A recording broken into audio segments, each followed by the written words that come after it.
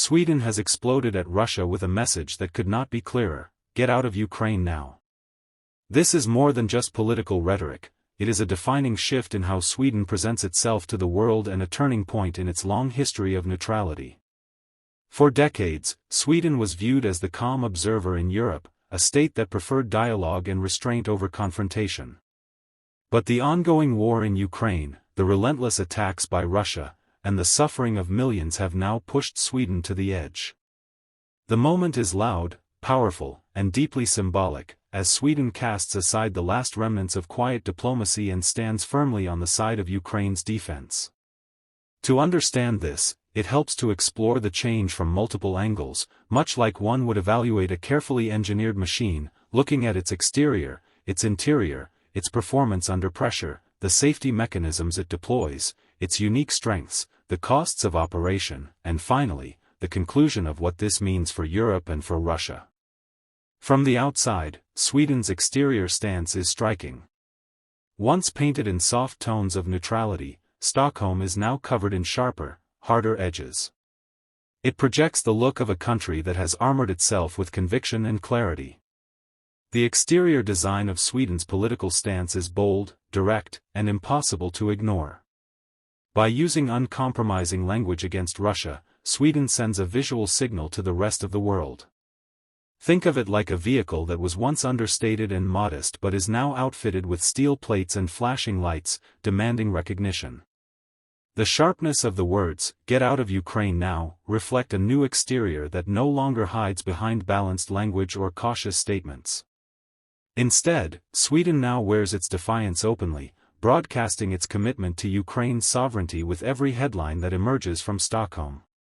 Inside, the interior of Sweden's politics and leadership is equally important, though far more compact and precise. Within government chambers, a new spirit drives decisions. The interior atmosphere is built on unity across political parties, a shared understanding that the war in Ukraine is not just someone else's conflict but a direct challenge to European stability and freedom. This interior is not luxurious or padded with unnecessary comfort, it is streamlined, efficient, and focused. The short but powerful interior shift in Sweden's decision-making shows a country that has reconfigured itself internally to match the urgency of the external threats. Just as a vehicle's cabin might be designed to place all essential controls within easy reach, Sweden's political interior places NATO alignment, Ukrainian aid, and defense readiness front and center. It is minimal in words but maximal in purpose. Performance, however, is where Sweden truly demonstrates its transformation. It is one thing to speak loudly, but performance is measured by action, by the ability to deliver results under pressure. Sweden has begun delivering military aid to Ukraine, including advanced systems that enhance Ukraine's ability to defend itself against Russia's missile barrages. It has increased coordination with allies, sharing intelligence and offering logistical support. Performance can be evaluated in speed, precision, and endurance, and Sweden has shown it is capable of all three. The country is not only performing diplomatically but also militarily, integrating itself fully into NATO structures and proving that it can accelerate quickly from neutrality into active defense. This performance is akin to a high-performance engine finally unleashed on an open road, showing that the power was always there, only waiting for the right moment to be ignited. For Russia, this is an unexpected acceleration, one that changes the balance of opposition it faces across Europe. When considering safety features, Sweden's new position adds layers of security not just for itself but for the entire region.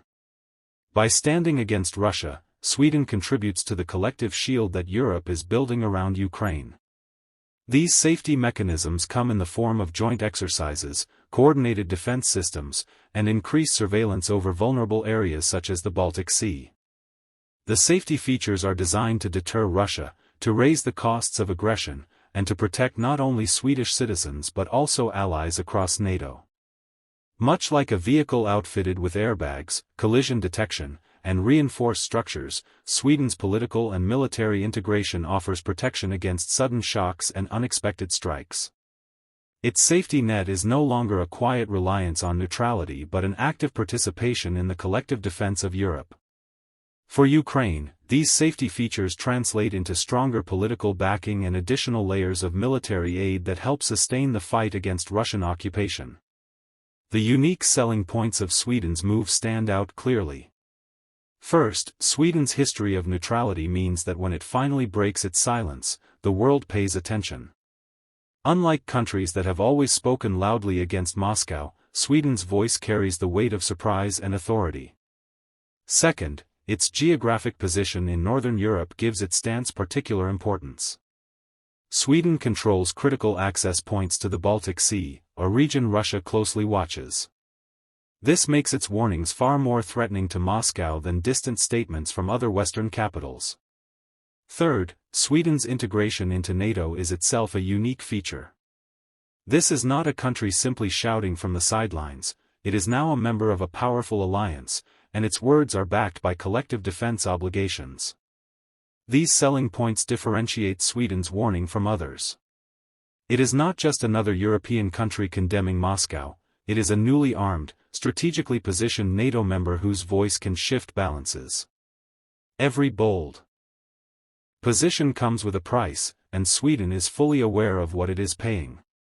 By taking such a hard stance, Sweden has effectively ended any illusions of neutrality that might have protected it from Russia's anger. Moscow has already issued threats, declaring Sweden will face consequences for aligning with NATO and arming Ukraine.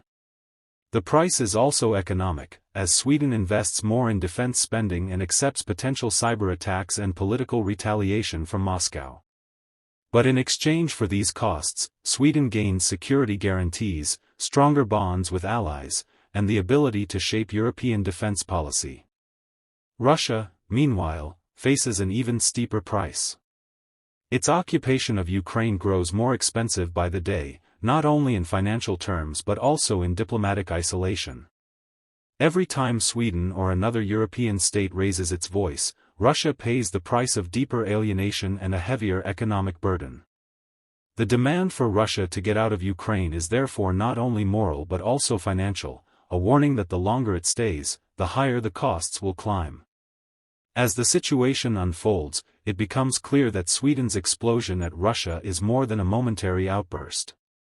It is a signal of permanent change in Europe's strategic landscape. The conclusion is stark: Sweden is done tolerating Moscow's aggression.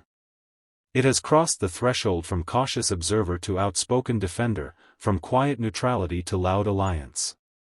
This transformation matters because it reshapes the chessboard of European security. A once silent player is now moving its pieces aggressively, and those moves alter the entire game. For Russia, this is a setback it cannot easily dismiss. For Ukraine, it is a source of strength and reassurance that its fight is not lonely. For the world, it is a reminder that even the most neutral states can be driven to take sides when aggression crosses too many lines. In the long run, Sweden's stand will be remembered as the moment when the last walls of neutrality in Northern Europe crumbled. Alongside Finland, which has also joined NATO, Sweden has stepped fully into the camp of collective defense. Its warning to Russia is both a political statement and a practical commitment. The country's exterior is hardened, its interior streamlined, its performance accelerated, its safety features strengthened, its unique points highlighted, its price accepted, and its conclusion unwavering. Get out of Ukraine now is not just a headline, it is a demand backed by action, and one that carries the weight of a newly fortified Sweden. This is how history is rewritten, not with silence, but with bold and unflinching words directed at those who thought intimidation could last forever. Sweden has shown that when pushed far enough, even the quietest nations can roar with a voice that shakes the halls of power across the world.